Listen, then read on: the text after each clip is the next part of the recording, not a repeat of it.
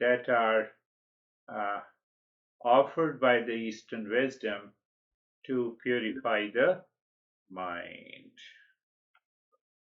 So we have already discussed about minor annoyances.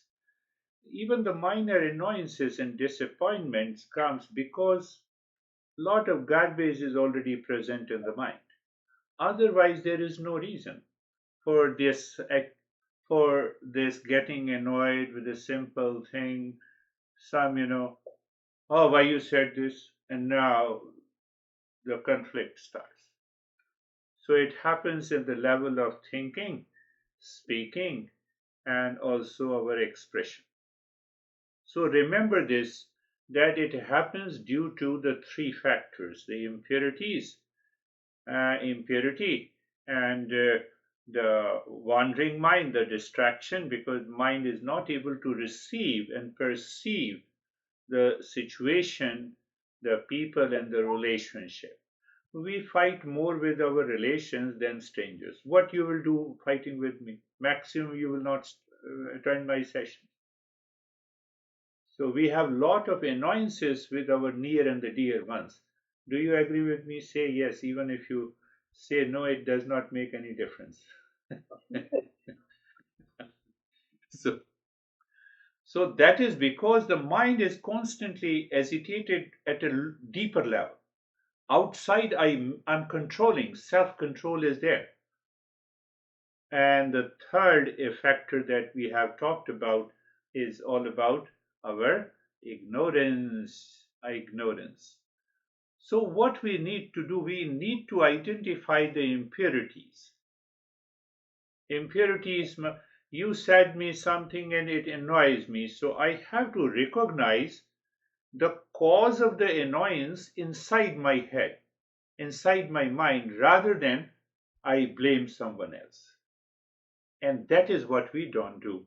And it is because of the second factor. The mind is constantly distracted. It blames and complains the, the world outside. So that is the first step. And then we have to cultivate innate awareness. We have to raise our level of awareness the moment we have any kind of annoyance, so that we can look into what is happening around me and how it is causing the annoyance. So first is that I have to identify the impurities. Second is I have to perceive through a higher level of awareness. And then if I am still annoyed, I have to look for what? I have to admit, I have to recognize and accept my ignorance. Normally we don't accept. Oh, you said this and that is why, I became annoyed. That is why I'm angry. Enough is enough. A lot of words that we use in America, and that becomes famous all over the world.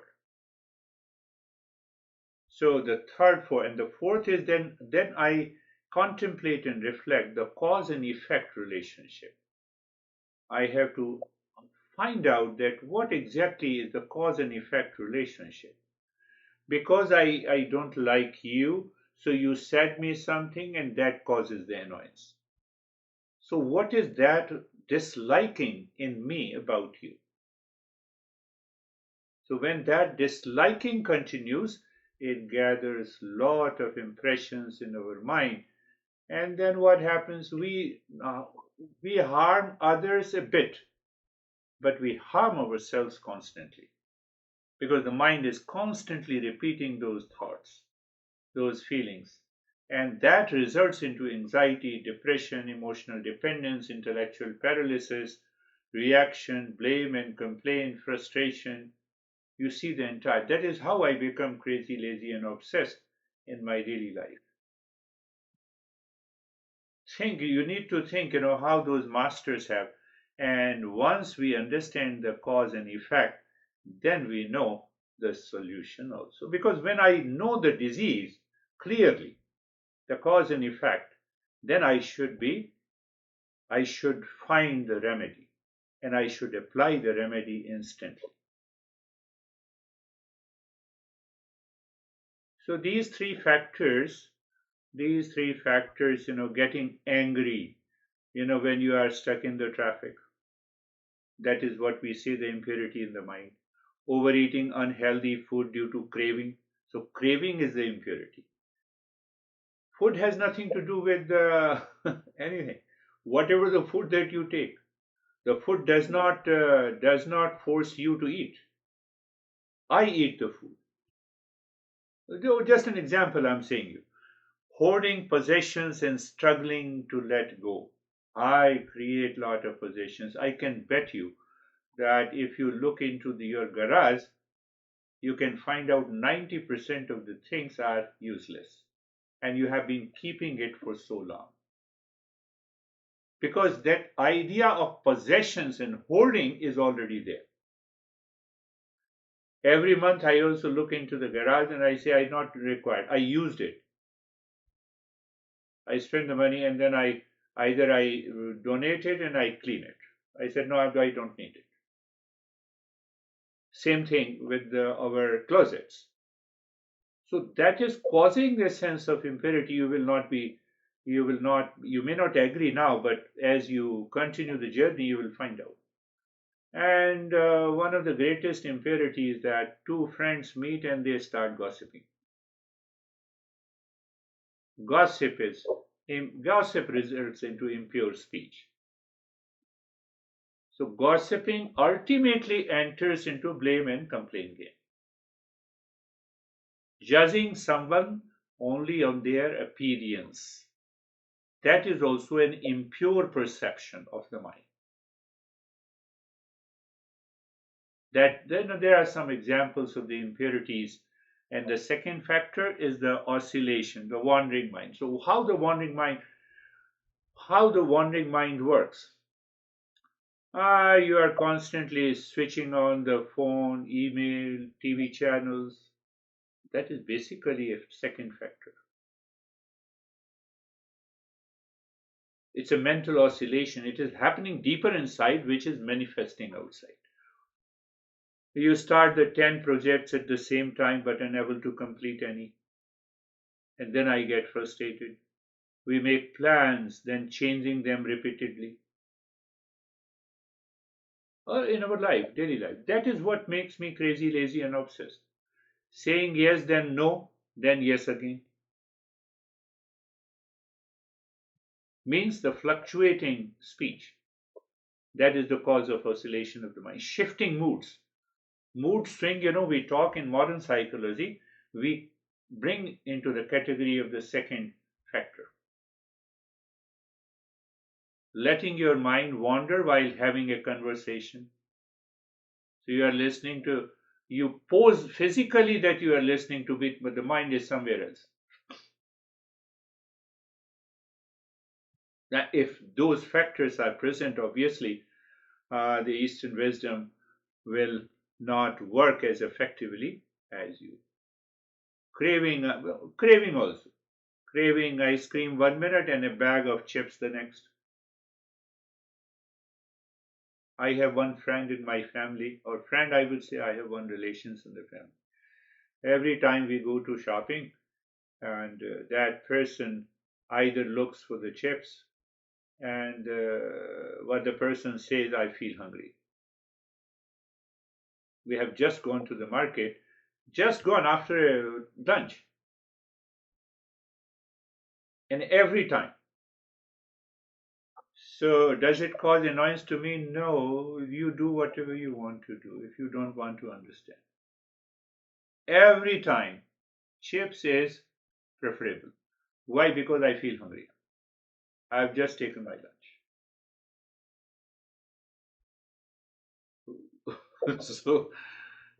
And then comes the ignorance. Why I put the ignorance at the third level? Every master puts ignorance is the fundamental cause of our suffering. Ignorance of what? Ignorance that I am permanent peace and happiness. That is the ignorance. And that is why I start searching peace and happiness in relationship, in people, in things, in possessions. That is why I don't empty the garage. It should remain full, I have a lot of things. And at last I know that after a few years you are going to throw it away. You don't want to throw it now.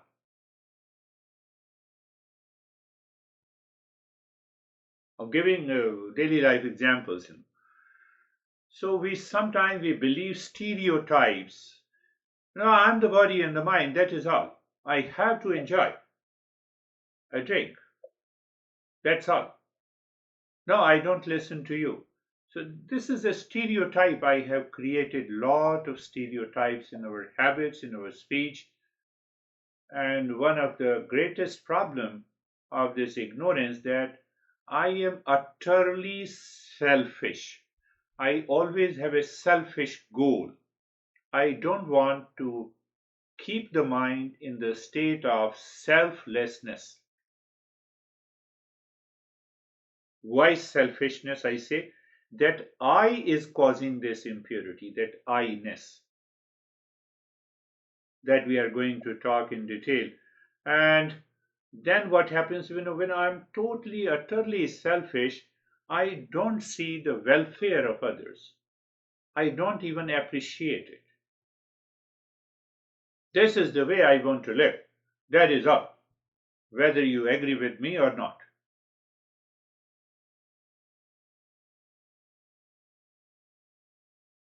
What did I discuss? Let me say it again. So now go to the first factor of the impurity. Under the impurity, we say there are six enemies. Did we cover? No, I didn't cover that. There are six enemies. So under the impurities, there are six kinds of enemies. And under the six kind of enemies, you can cover all the problems, all the blame and complaint. So now the master says, first it comes with the binding desire. Binding desire means that I desire to seek happiness and peace from the world outside.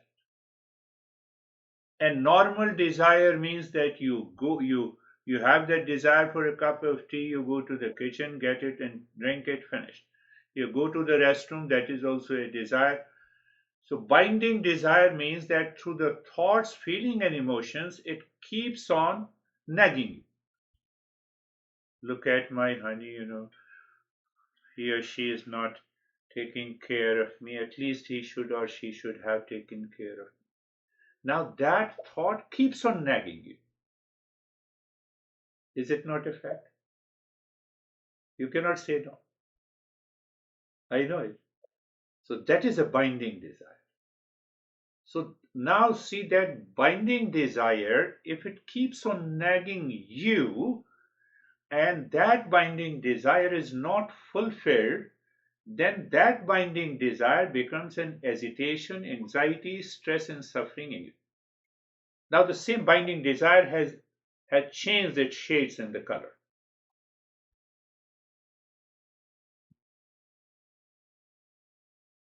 Now if it is fulfilled? I love my honey also loves me. Very good. I have no complaint. And you also have no complaint. But then what happens? Know what happens? Then your binding desire repeats itself. Because now once your expectation is fulfilled, now you want to fulfill, your mind wants to fulfill the same expectation repeatedly.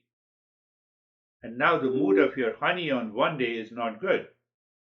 He or she refuses, and now what happens? You binding desire again becomes agitation and the stress. But if it is repeated, it is being fulfilled all the time, then it becomes what we say obsession.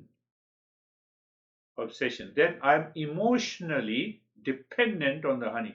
Should I not be emotionally dependent on honey? No. I should have a relationship of emotional freedom. There, my emotion should be free. Emotional dependence is attachment. Attachment is binding, and it comes from the binding desire. So the binding desire becomes obsession. And now see the first three factors.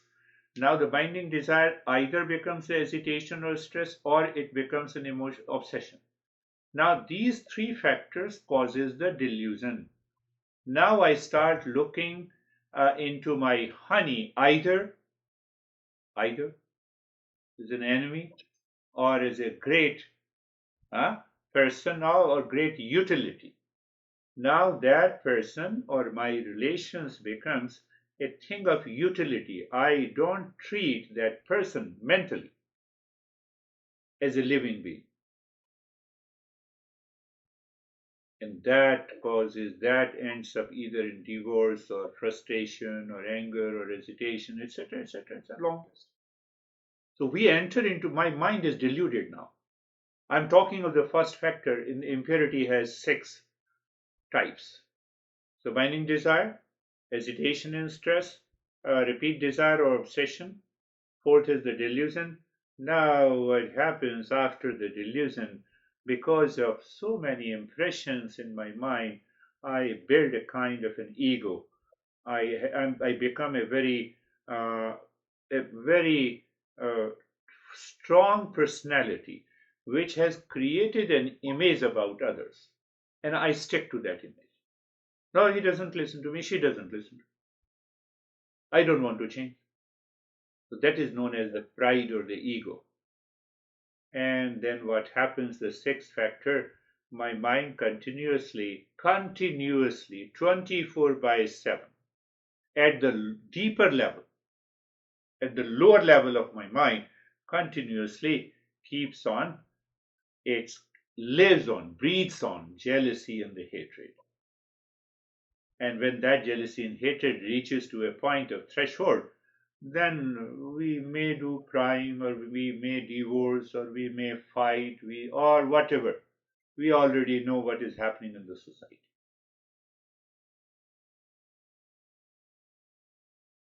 This is what happens with the first impurity of the mind. I'm not talking only of relationship, it happens in the society also. Society also. So this is what happens in case of the impurity. So you see that I have expanded the impurity into the 6 factors. And now expand the second problem of the mind, that is what the wandering mind is, or the oscillation is. So I have to recognize that I keep on checking the social media, keep on changing the TV channels minute after minute, and I feel, oh, let me eat pasta. No, no, no, let me eat this. No, let me eat this. I have to check my mind. What I'm going to do? You sit down and find out. You start finding a new project.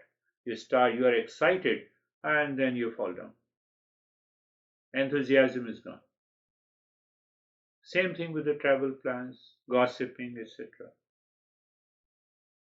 It's like a monkey mind. So I have to recognize, I have to identify it. If I'm not identifying, I'm talking, not only it will help you in your personal, professional, and social life, but ultimately it will set a great foundation for awakening. We say awakening, close your eyes, meditate, and I will awaken. That is not going to happen. That has never happened. The Buddha spent 6 years. Oh, we think, it's so easy, it's just close our eyes, 1 minute of mindfulness. That is not the journey of the life. How many people are awakened by doing 1 minute or 5 minutes of meditation? So we are not, in Google, everything is filled up. So mind has become like an untrained puppy. When you recognize this untrained puppy, you have to take over it. If you don't take over it, it is not going to help you. It is causing the problem in your relationship. It is causing the problem in your professional life. It is causing a lot of challenges at your physical level. I'm not going very deep into the journey. Let the time come when I will go. So the masters have underlined that how, from understanding the deeper layers of the impurities and oscillation, results into many diseases of which we are known today. That includes the silent killers and the problems related to the kidney. You'll be surprised and amazed. Our masters have diagnosed and analyzed this factor. How they have analyzed? They have analyzed that a moment of annoyance, if it moment of annoyance, it is if it is at 100%, the effect of that annoyance lives in your mind for about a week. And if it is living for about a week, what happens? Your sleep is disturbed. You start making the faults in discharging your duties. So, lot of stuff that I will take up later. And the third is the ignorance. Ignorance means I simply understand why I am annoyed when my nature is peace and happiness. Why I am annoyed when my nature is peace and happiness. So that ignorance means false assumption, wrong notion that I am in stress, I'm not worthy of suffering. And once you are 100% clear, I'm not worthy of suffering includes I'm not worthy of grief also. I don't grieve. Thousands of people are being killed in Africa and Israel and Hamas war. So I have a sense of attachment with the near and dear ones. There I grieve. I don't grieve when it is too far. Why? What happens to the mind? So that factor makes us fully aware that so I have to understand these three factors living in the mind is causing lot of suffering. So these are the impurities, the obsession or the wandering mind, puppy mind, untrained puppy, and the third is the ignorance. If I don't investigate the root causes, that we have already understood that. So now see that why you can answer a simple question that you are understanding that. Intellectually you are understanding. But intellectual understanding is blocked just after the session by the same mind. And then you cannot realize that. So that is why we have conventional methods for the purification of the mind. Because unless we follow these conventional methods, then we start getting the result and we see the result and then say, yes, it is possible now. The mind starts believing it because it realizes it experiences the changes. So first we will go in our following sessions the conventional methods for the purification of the mind. There are six and then it is an in-depth psychology that how it helps me to purify the mind. And then you put them into the practice. Recently, this millionaire who has been my student almost for the last 5 months, he has a lot of challenges in the business. And then he applied these conventional methods. Just after 2 weeks, his mind is totally calm. He says, I have a problem. I have accepted this problem as a challenge and I will solve it. I know it. And before that, it was totally a different state of the mind. So these conventional methods we have to apply, and more you share those experiences with me, it will definitely help you. Even if you don't share the experiences, it's okay. We are facilitators in Eastern wisdom. We are not the teachers who dictate. Why we are facilitators? Because you are already a real self. Your nature is already peace and happiness. So we facilitate to make you aware that why don't you see this peace and happiness, which is your nature. And teacher means that he has to pass on the information which you don't know. But once you are awakened, you will recognize that all the information that I gave, it is already within you. That is the journey of the self-discovery. and self-inquiry. Anyhow, yes, one more thing that I want to do, because our intellect is hypnotized by the modern world. Please, I believe in science. Do you really believe in science? So we become very scientific. Sometimes we don't have a belief in the symbols and in different images that Eastern wisdom offers. So the Eastern wisdom has found a way that let us those symbolic expression should be represented by different geometrical figures. Charlie has asked the question, so I'm answering. So the square represents the fourfold goals in life. First goal, second goal that I have already discussed in detail. The fourth goal, Eastern wisdom introduces the fourth goal, so we have a square pattern. Then comes the triangle. Triangle has different geometrical, it's a geometrical shape. So when you focus on the equilateral triangle pointing upward, it represents knowledge, right desire, and action. Knowledge, say for example of the self, what to do. So I have a desire for the real self. Then what should I do? I should do the practice. So all of our actions in life has three parts, three stages. First, I have a knowledge. How can I crave for a coffee if I have never experienced the coffee before? Or you tell me the coffee stimulates your brain and it makes you fresh, so I have a right knowledge.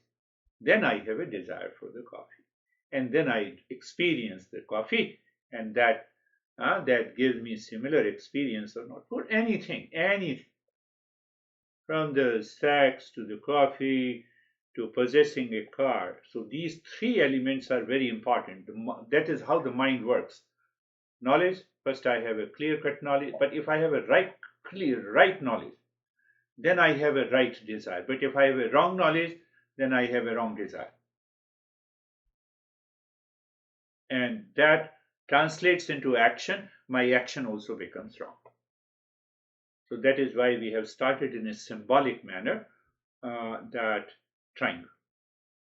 So when the mind moves on the triangle, it clears the right knowledge, right desire, and right action. That is why we have started doing. I have added one aspect of it. There are thousands of images, archetypes, which represents our mind and mood. Oh, that's a very deeper and the higher level of the journey. So close your eyes. Eyes are closed, and place. Check the place of the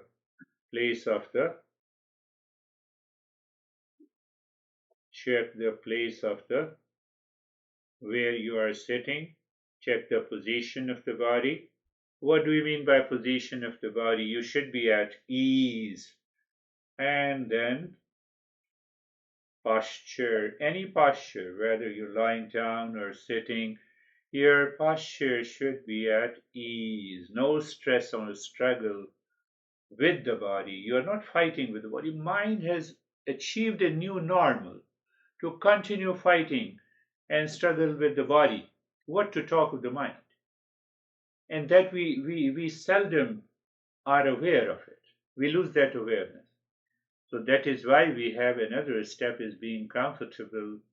Being comfortable, you move the mind on the head and the neck, feel the sensation, comfort and steadiness. Move the mind on the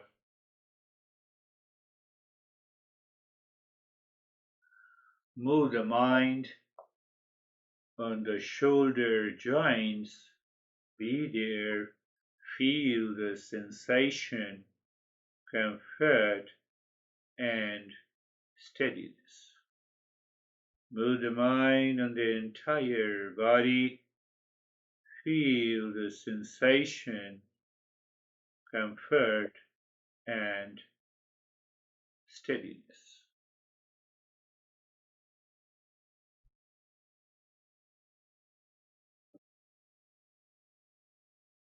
So being comfortable is done, it is a passive step. Then we move to being carefree. I have repeated hundred of times. You have to do the practice of being carefree and comfortable at least every day 5 or 6 times, and you will discover a calmness and relaxation. So being carefree, I explained by metaphor that thoughts are like the traffic on the road, but you are standing across the road, so the traffic jam doesn't affect you because you are standing across the road, you are separate from it. So the mind has an ability to separate its content from itself. What that means, separation? Objectively. You become objective to these thoughts. You don't become subjective. What do you mean by subjective? You are chasing the thought. You become the thought. Thought says, I am in stress, now you become the stress. That is how the feeling, emotions emerges. And then we forget. So once we are comfortable and carefree, we look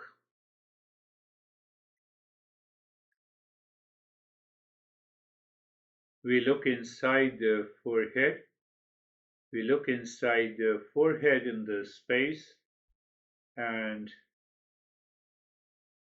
then keep looking into the space, and we start breathing from the chest. Quick and short breaths. Continue breathing.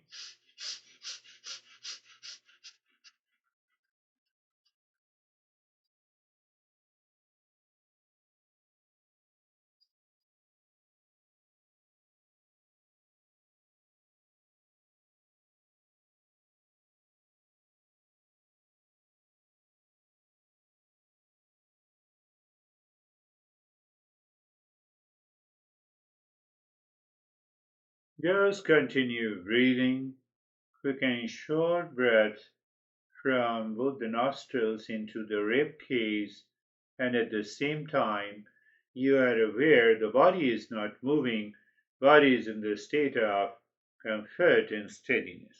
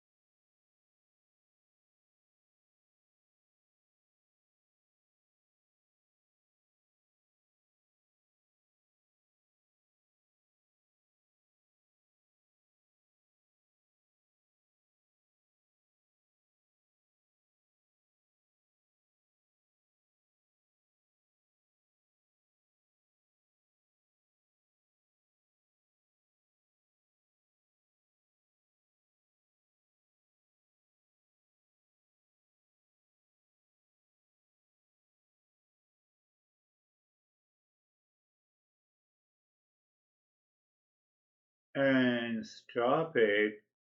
Recognize and accept the changes that is taking place at this moment.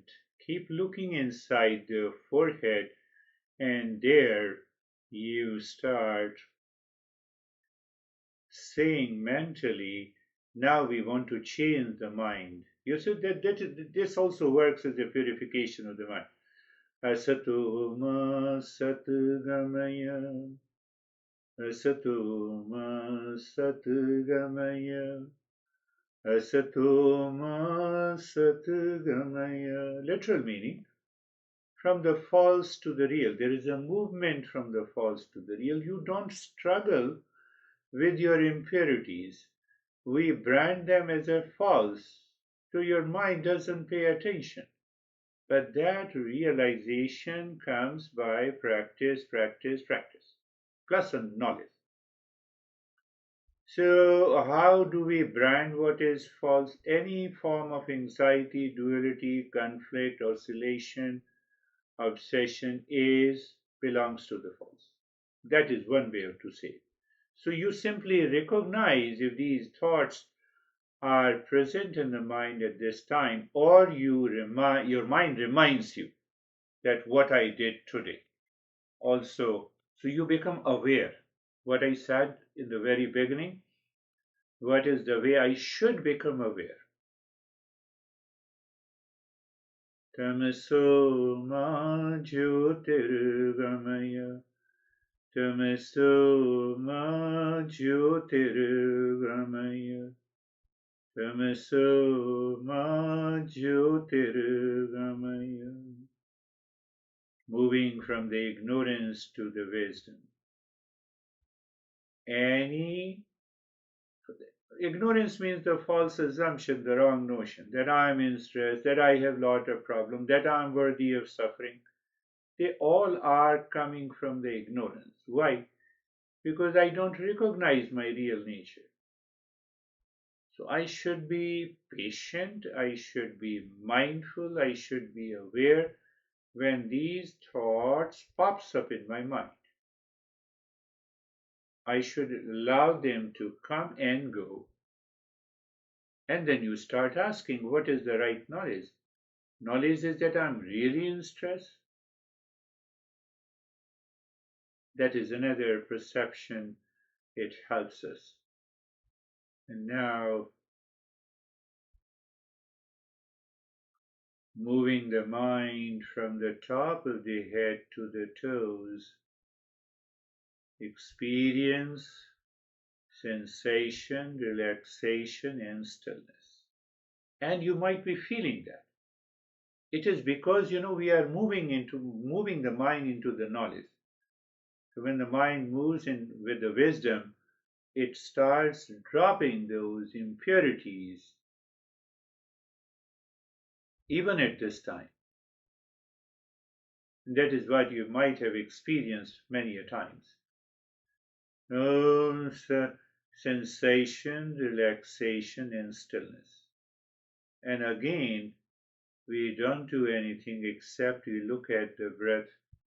The breath is going in and out. You just watch the breath is going in and out. Body is still, breath is changing, moving. We cannot make the breath still. So, natural state of the breath is a movement. Natural state of the body is a stillness. So when the body is fidgeting, it is complaining and blaming the impurities are present there. And then you are looking at the breath is going in and out, and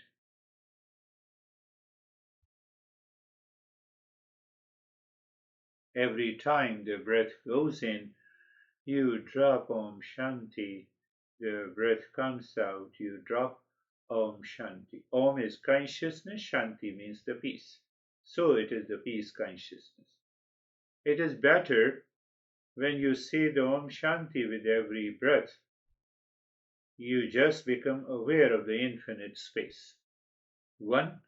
Second, when any thought comes, you superimpose the Om Shanti on that thought. So you are aware of the body stillness, you are aware of the moving the breath, you are aware of the Om Shanti with every breath, and you are aware, you are attentive. Instantly any thought comes and you superimpose Om Shanti on that thought, and you will discover that thought dissolves, disappears. It doesn't disturb you. What is the main point is that you are aware of it. When you are aware of it, superimposition works. When you are not aware, then the thought is attached to the mind. It causes the emotional dependence, and that is why we say, I have lot of thoughts in the practice of meditation. So, continuous practice, regular practice will help us to reach to that state.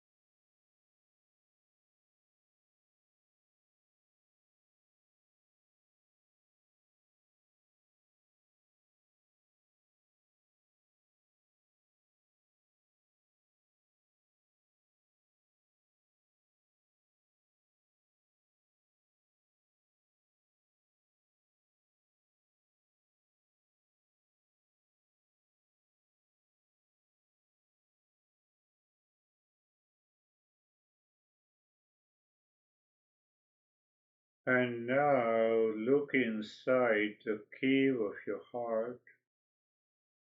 There is a space, whether you see darkness or space or blankness, all are okay. Now I say visualize the triangle of any color, equilateral triangle pointing upward. Maybe small or bigger, it does not make any difference because we want the mind should move on the triangle. Now, moving the mind on one side of the triangle, one side, awareness of the side, moving the mind on the side of a triangle and dropping Om Shanti. Then the second, then the third, and again the first. So we are you can say we are consciously enclosing the mind in a certain periphery to get rid of these three factors. Can it happen? Let us do it. It demands a practice at least for a couple of weeks before we understand. Om Shanti, Om Shanti, Om Shanti.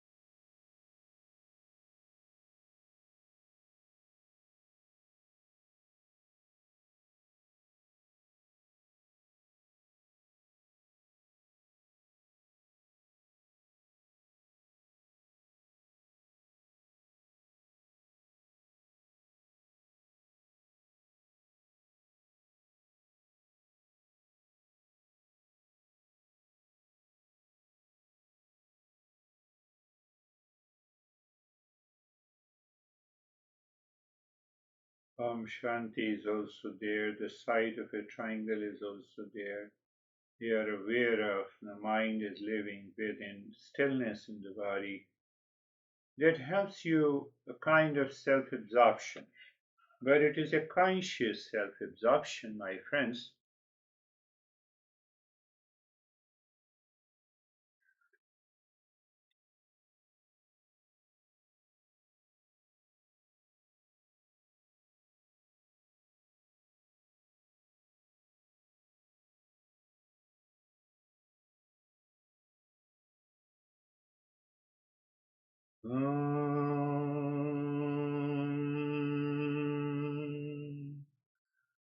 Shanti, Shanti, Shanti.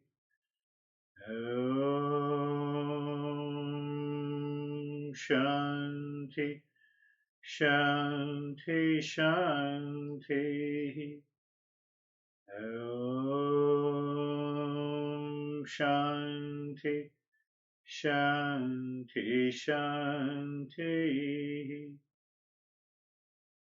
Bring your mind on the right hand, your mind on the left hand. Lift your both the palms, place it on your eyes. Open the eyes inside the palms. Know your experiences. Bring the hands down. We'll share our experiences, and if you have any question, obviously you can ask that.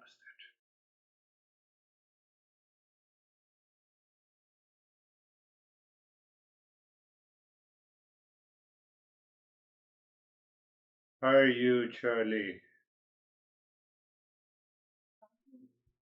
Good.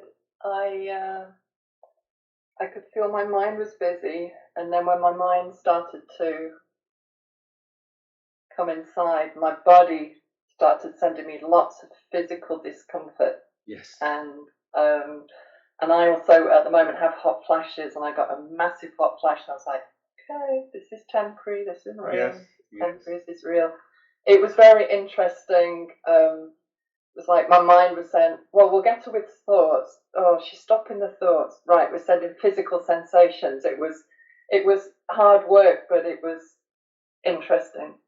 Yes, that's a good point. You recognize how the mind takes over even the body. And mind says there is a discomfort in the body, and then it continues, then it disturbs.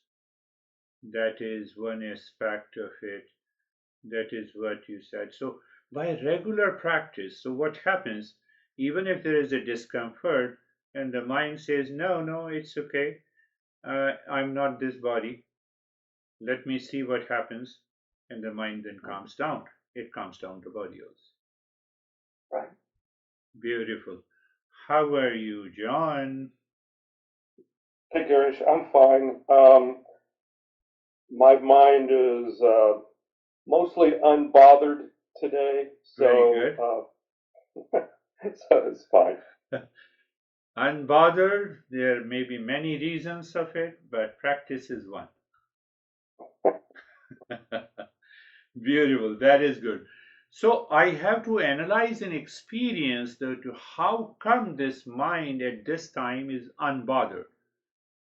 Can I replicate? Can I become aware at any moment when the mind is busy so that it remains unbothered? So that will help you to return to these principles. Then you will recognize, oh, here are these factors. These three factors are causing the problem. How are you, Anne?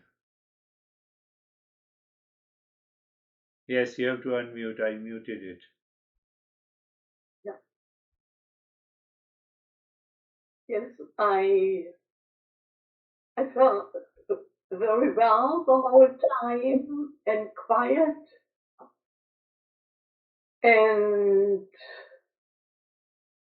I tell myself let make me remember that feeling to apply it in cases when I need it, when I get upset. Yeah. Try to think that nothing that important to get upset. but staying in that quiet. quiet and calmer state is much better. Yeah. Or you can ask another question. Mind you're upset, so give me 3 benefits of getting upset. Just ask yourself. So that 3 benefits of getting upset. Oh, yeah, that's right. So you start asking and you push Yeah. the mind. No, no, no. I'm upset. Okay. I agree with But you. then to force me to do meditation. So once you start asking these queries, this is what the false assumption is.